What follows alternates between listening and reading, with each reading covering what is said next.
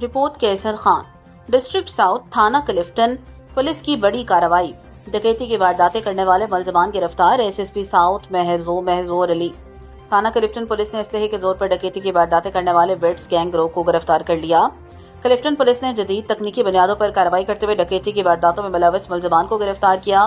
गिरफ्तार मुलजमान असलहे के जोर पर शहरियों से लूट मार की वारदातें करते थे। गुज़श्ता रोज मुलजमान ने थाना दरख्शां की हदूद में एक शहरी से असलहे के जोर पर डकैती की वारदात की थी।